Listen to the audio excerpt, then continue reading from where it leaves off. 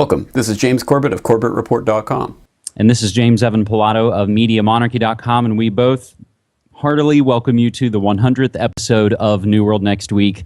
No fanfare, no guest stars, no clip shows. We're just going to do what we've always done for you for the past 2+ years, and that's give you the breakdown on some of the most important stories in alternative news and open source intelligence. And James, we will begin this 100th episode with an article hot off the presses that you just posted to FukushimaUpdate.com. Who knew what when? The Fukushima saga continues. Hot on the heels of news that the Japanese government somehow lost its records of its early meetings on the Fukushima disaster, comes a leak of a document we previously reported on that outlined a worst-case scenario for the nuclear meltdown that included the evacuation of Tokyo. The leaked report was obtained by the Associated Press earlier this week and details the recommendations of a team of nuclear experts who concluded, quote, "We cannot rule out further developments that may lead to an unpredictable situation," end quote, and urged the government to prepare for the need to evacuate as many as 35 million people from a region that included Tokyo and its suburbs. Last year, then Japanese Prime Minister Kan was quoted as saying that the report represented, quote, "a crucial moment when I wasn't sure whether Japan could continue to function as a state," end quote. Ultimately, he rejected the plan outright and publicly proclaimed that there was no need to prepare for evacuation because it would cause too much chaos. Now, James, I'm going to throw this back to you to expand on this leak, but I'll ask you one quick question. I haven't been able to find a copy of this leak. I checked Scribd and I even checked some of the file sharing sites. Has the leaked document leaked to the public? I haven't seen it yet. This literally is hot off the press, so I haven't been able to find a copy yet. But when and if I do, of course, I'll post it up to Fukushima Update, so that you can actually read the original report itself. But of course, it would be in Japanese anyway, so who knows if people would be able to read that. But at any rate, it is extremely interesting that this report came out and that and it's getting some attention, which is good. But it's kind of old news to people who have been following Fukushima for any length of time.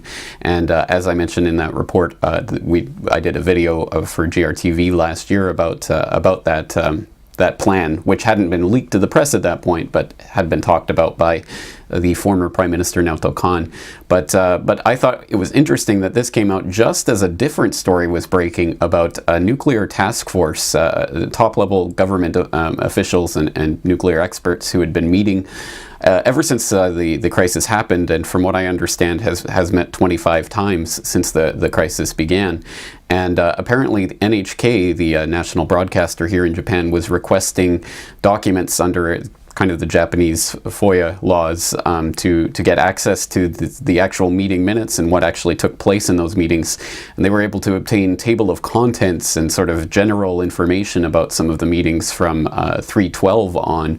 But there was a meeting on 311 and there's absolutely nothing from that. And the trade minister, Yukio Edano, came out earlier this week and said, "Oh, sorry about that.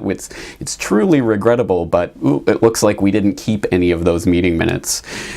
So now that's highly suspicious in and of itself. And again, this is hot off the press, and I haven't had time to dig down or to follow this up yet. And so look for updates as this develops. But as of this moment, the NHK site has taken down their original story about not having this report. I don't know why that's inaccessible at this moment. I just thought that was interesting.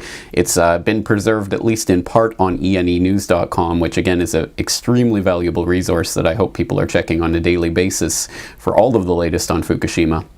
But I thought it was interesting that that's been scrubbed for some reason, although you can find basically the same information from other sources. AP and Reuters and stuff have stories up on this right now.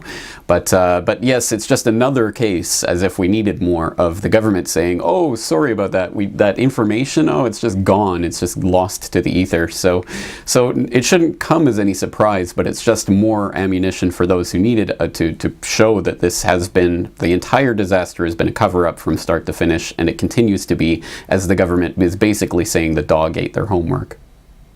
We will provide more links and documentation in the show notes for this episode, even a related story, James, that you also have on Fukushima Update about radioactive raindrops in Canada. Now, as we move to our second story, James, I was going to mention at the top of this episode that it's great that this is our 100th episode because we're coming off, I believe, last week's episode was our most watched episode. Am I right? It's up there anyway, yeah. I believe so, and I think sometimes that happens when we sort of strike while the iron's hot or ride the lightning, if you will. But here now in the States, as I come to you January 25th, 2012 on a Wednesday, the biggest story going all around the news, 9 dead, hostages saved, SEAL Team 6 does it again. This is the most recent report I can find. James and I both scouring around. This comes from the Sydney Morning Herald from probably only about an hour ago. First, they took out Osama bin Laden. Now the U.S. Navy SEALs have earned their Special Forces designation once again by conducting a daring, pinpoint rescue of 2 aid workers held hostage for 3 months in Somalia. U.S. officials confirmed it was a Navy SEAL team that carried out the pre-dawn raid, but the Pentagon, citing operation security reasons, would not confirm U.S. media reports that it was SEAL Team 6, the same unit which got al-Qaeda leader bin Laden deep inside Pakistan last May 1st. American Jessica Buchanan and Dane Pol Thisted, who both worked for the Danish Refugee Council demining group, were rescued unharmed after helicopter-borne U.S. commandos landed in scrubland in central Somalia early Wednesday local time, according to a local Somali official.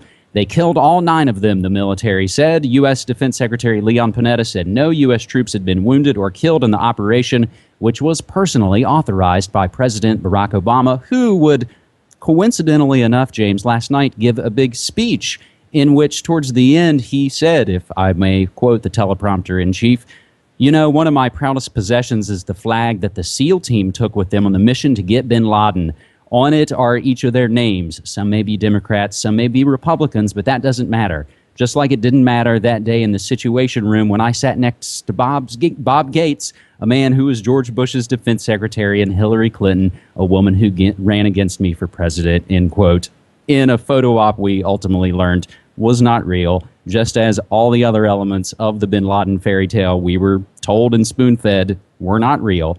And the same type of thing, James, I kind of see happening right now. If you go to Twitter and just do SEAL Team 6 search, you will see the same sort of rabble-rousing bandwagon jumping that you saw, you know, those kind of spontaneous crowds on May Day last year when they wrote bin Laden out of the script.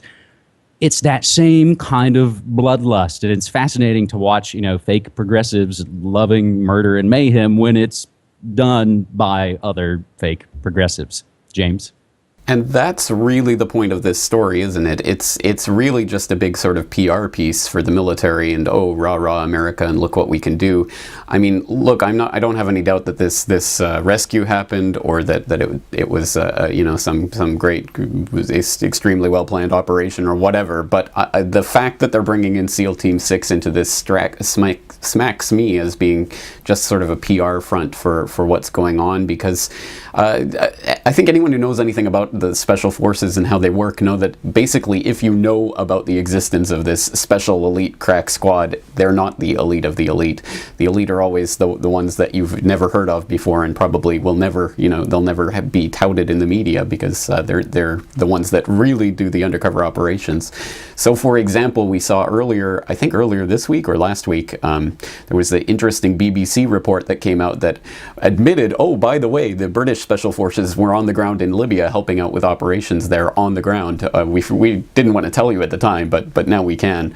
And that was a particularly funny story for those who were following it, because you might remember last year that this crack squad of the special elite British military forces actually got captured in Libya, and they had to get special pleading with the transitional government. Oh, please let our special crack squad team go. So these types of operations take place all the time, but when they get pumped in through the media like this, it's clearly a PR operation that's meant to get into people's head and to once again get everyone to rally around the flag and go woo woo, go Team America. And that's pretty much what this is.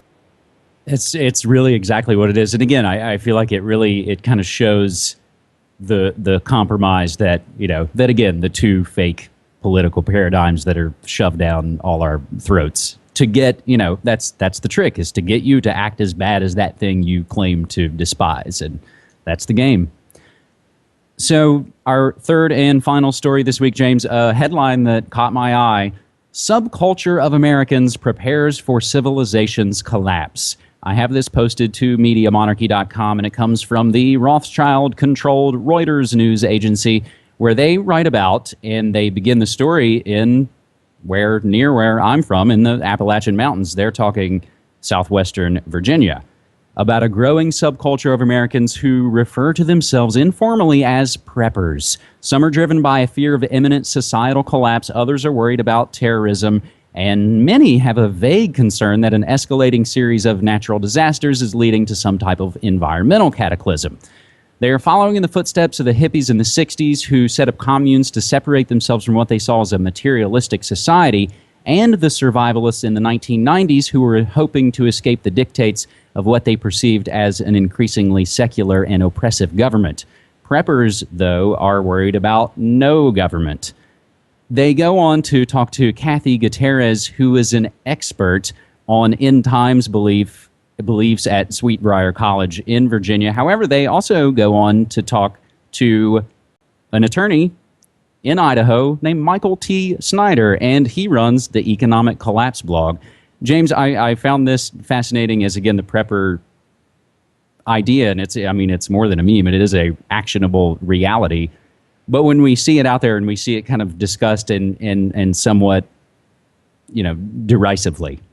Exactly. I mean, this is the point at which the media comes in and tries to frame this as if it's some sort of, kook fringe movement. And so, of course, they have to find the right term for it, give it the ERS ending, like truther, birther, tenther, prepper. It's all part of that whole, let's take this whole movement, this whole idea, and let's try to frame it in this one story so that the zombies out there who only ever read the headline and the first couple of paragraphs of any story can find something else to be afraid about. Oh, these fringe people are preparing to get off the government grid. Oh, how strange.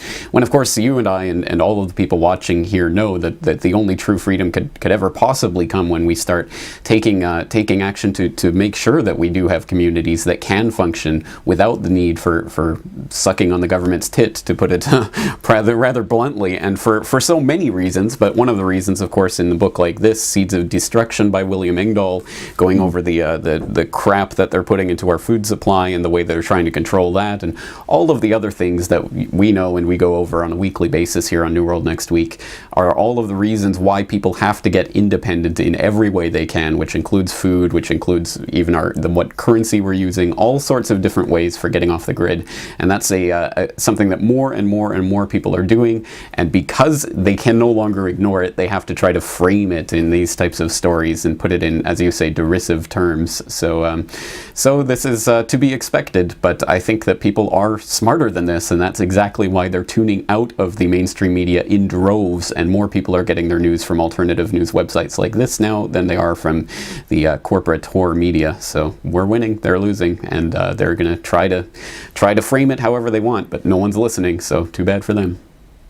I will provide a flashback link. As I was digging through my archives on Media Monarchy, I knew I had kind of covered this story before. Of course, it's like I said, it's out there.